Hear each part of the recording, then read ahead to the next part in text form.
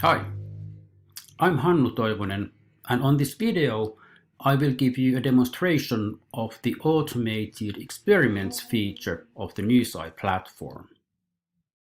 In this demonstration, I presume that you already have a user ID, you have logged in, and you know the basics of the platform, and you already have a dataset you can work on.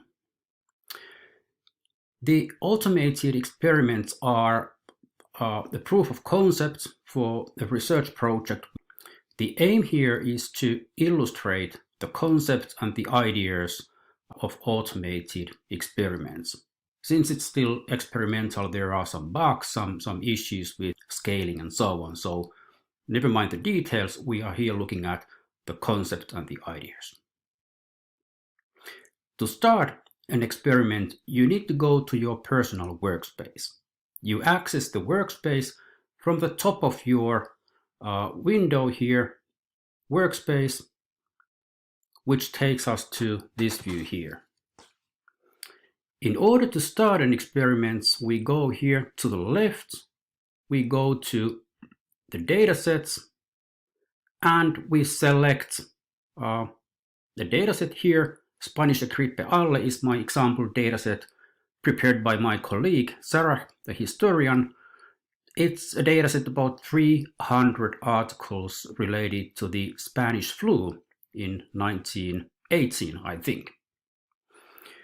To start an experiment on that dataset, we go here to the right and click on Start Experiment and Elaboration Mode.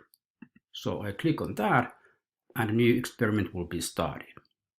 While it's being started, let me just mention here that the goal of these experiments is to automatically identify statistically interesting phenomena in the dataset.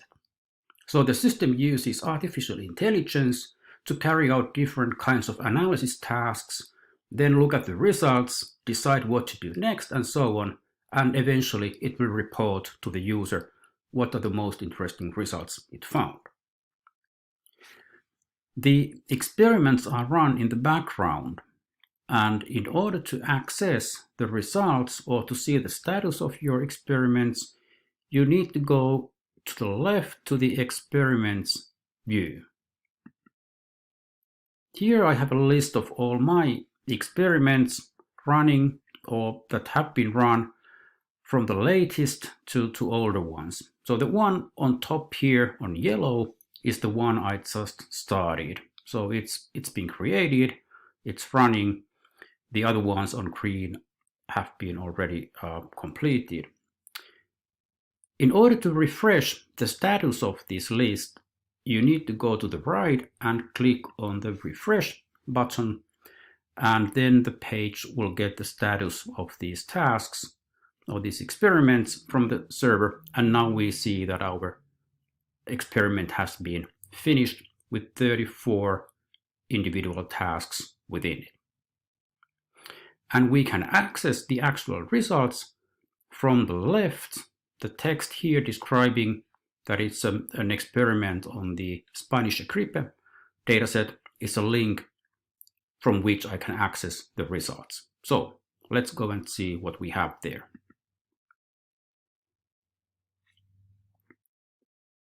So here we have the results from this experiment.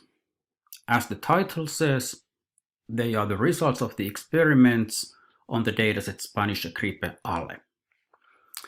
And what we have here is first a textual description of some of the most interesting or striking results. It says here, for instance, that the mean sentiment towards Italy between 1918 and 1918 was minus 0.267, indicating that there's a slight negative sentiment towards Italy. The following sentence tells that the mean sentiment towards Switzerland was slightly negative as well. These results here in text are selected by the system itself based on its internal assessment of what kind of statistical phenomena seem to be the most striking or the most interesting ones. The text here contains tooltips. So you can see here sentiment is underlined, and if you move your mouse over it, the system will give a brief definition or description of what sentiment means. So here it says sentiment describes whether something is discussed in positive, neutral, or negative terms, with values ranging from -1 to 0 to 1. So this helps you a bit to understand what some of the more technical terms here mean. There also are some question marks, like one here right after a result, and that's a link to more detailed description of the results. Under the textual overview, we have a diagram showing the different analysis steps performed. With the mouse, I can scroll to zoom in or out, and I can drag and drop to reposition the graph. This diagram shows the workflow that was performed in the experiment from top down. Here on top is the original dataset, and then a number of different analysis tasks were performed on the dataset. Let's take a look at extract words, for instance.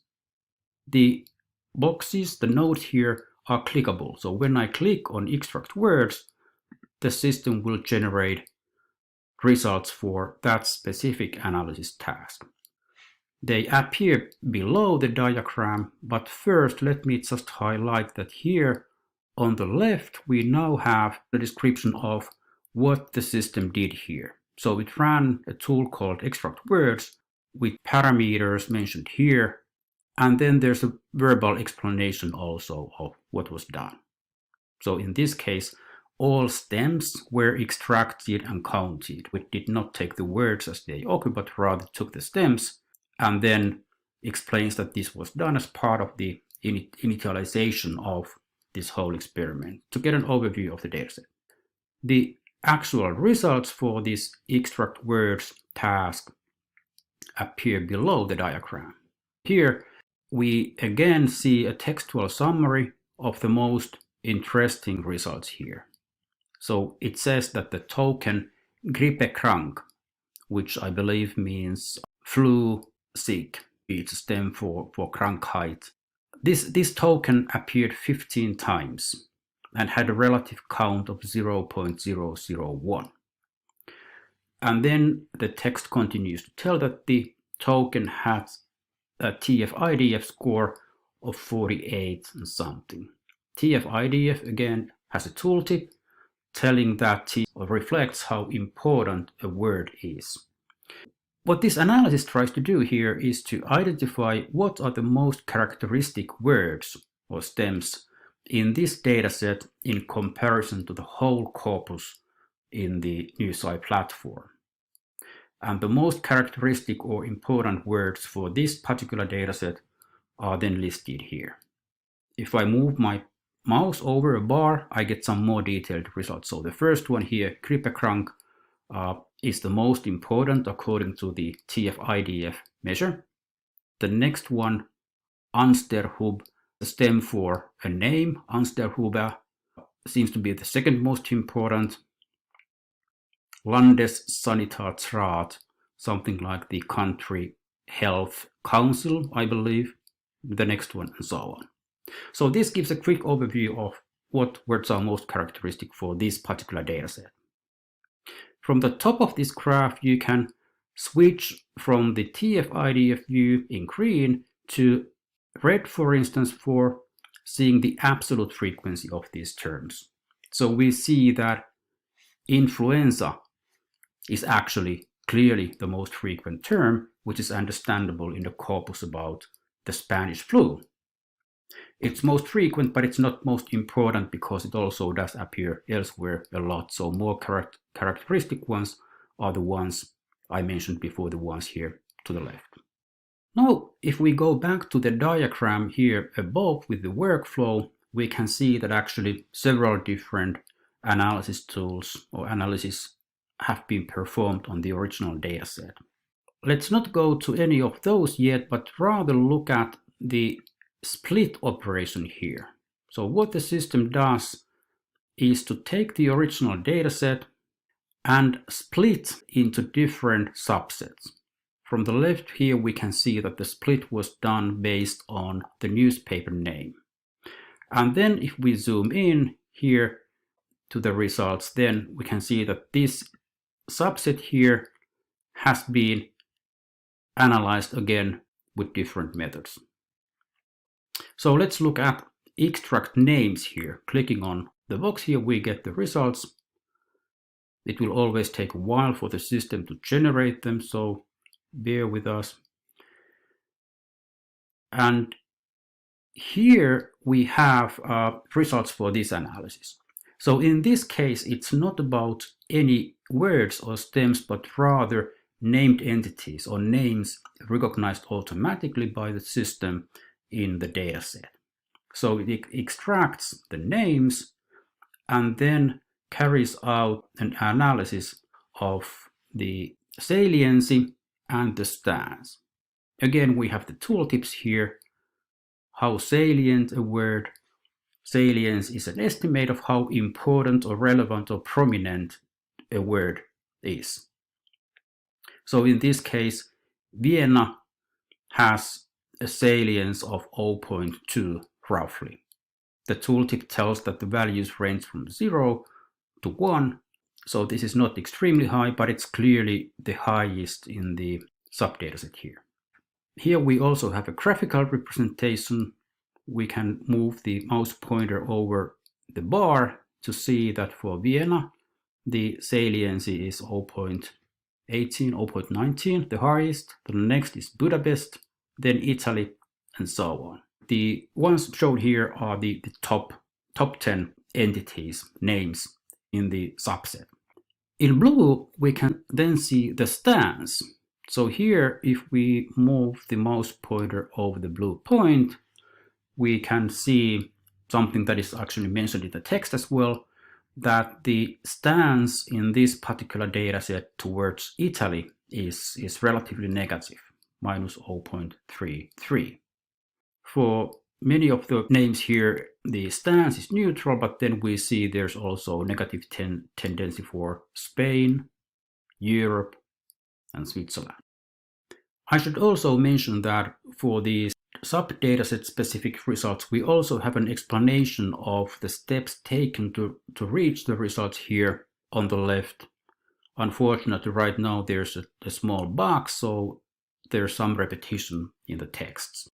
Now, when you're looking at these different sub-datasets produced by the split, if you find an interesting one that you would like to save for later use, that's possible. You just click on the diagram on the dataset node, and on the left you then have a button, Save this dataset in your workspace, where you can make a copy of it for your later use. Let's go back and see the overview text here again. We see here results about topic analysis of documents and some other summaries. The NewsEye platform is multilingual in two ways. First of all, it's able to analyze and handle newspapers in different languages. The automated experiments and the reports here can also be produced in different languages. For instance, we can produce the report here in Finnish by clicking on FI here. After a small wait, the report will be regenerated in Finnish. The topic of analysis is in the German newspapers, so the analysis happens in German, but it's reported here in Finnish. But let's go back to the English report again. Let's see in the diagram here, let me zoom out and drag this a bit. And let's take a look at topic model results for the original dataset. And they appear here below after a small while. This topic modeling here is for illustration of the idea mostly. This is work in progress. Again, just like before, we have first textual results here, and then also a graphical display of similar information. So what we have here is information that a particular article is most associated with topic 25.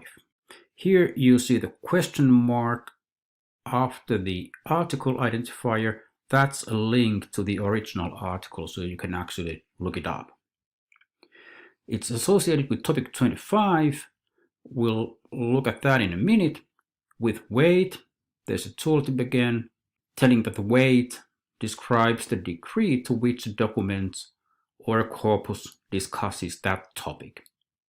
So this is characteristic for this document.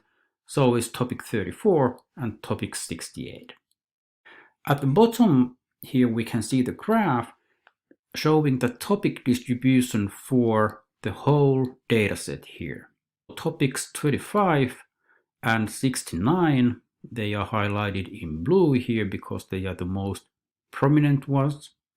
They are not necessarily the most interesting ones since they are very common, so they contain common words.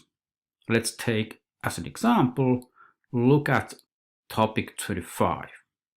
So if I scroll down a bit, we have a menu from which I can pick topic 25, and then I will get a description of that topic.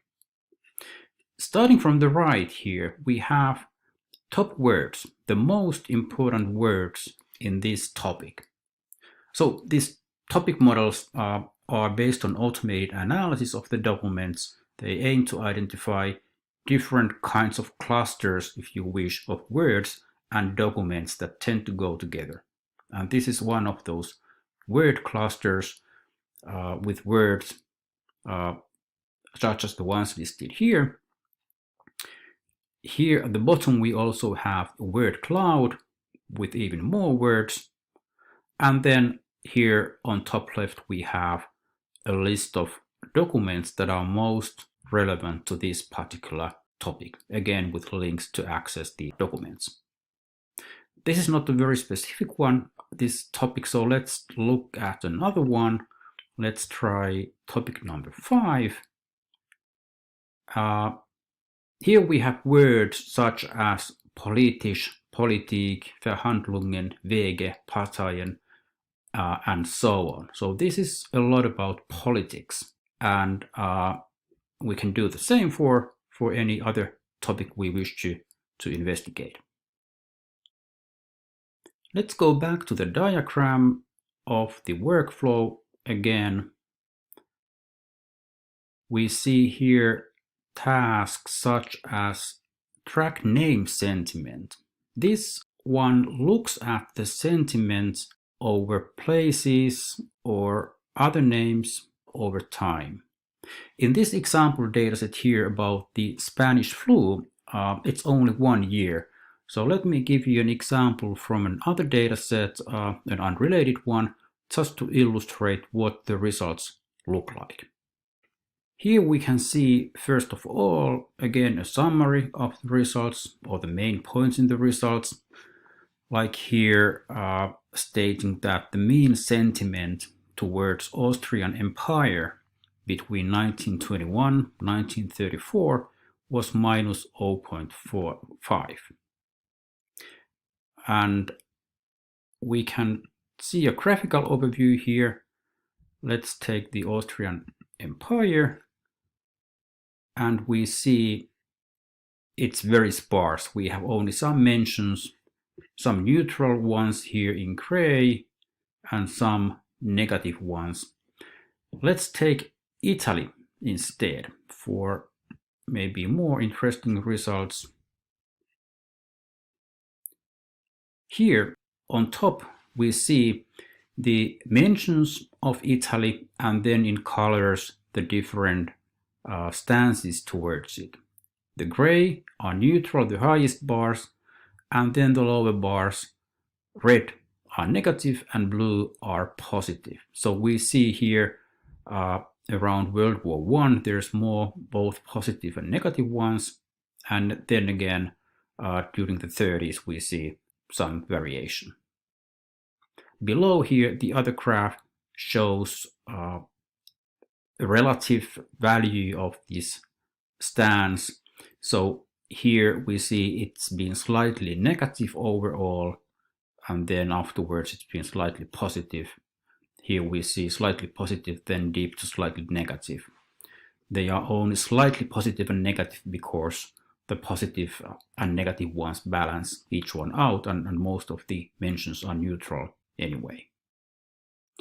One more analysis that I would like to demonstrate quickly, again on a different dataset to make it more illustrative, is generate time series. What this tool does is to look at the articles over time and produce time series for various aspects. In this case, what we have here is the number of articles published in different newspapers in my dataset. So we can see here, for instance, in green, that the number of articles in Päivälehti has been relatively high. The others have been much smaller here. Then Päivälehti has dropped, and then we see instead Helsingin Sanoma as the most frequent publisher of articles in this dataset. In the bottom, we have the relative numbers, whereas in the top we had absolute number of articles. The result here is obvious in the sense that Päivälehti was transformed or renamed into Helsingin Sanomat, so it is essentially the same newspaper. If you know that, fine, then you wouldn't maybe need this analysis, but if you didn't, or if there's some other phenomena that benefits from this kind of analysis, this could be one way of sort of giving a hint that something like that might go on. On this video, I've shared with you some of the main features of the automated experiments on the NewsEye platform. The key idea here is to use artificial intelligence to figure out what kind of analysis to run and then produce reports and graphs for the results. As you've seen, the results are different for different datasets because the system itself tries to assess what are potentially the most interesting, most prominent results to show to the user. At the same time, we tried to make the system as transparent as possible, so you get some explanations of why something was done, how it was done, and you also have links that take you back to the original data so you can actually check what went on there. We've had lots of fun developing the system, and we hope you will have fun trying it out as well. Thanks for watching.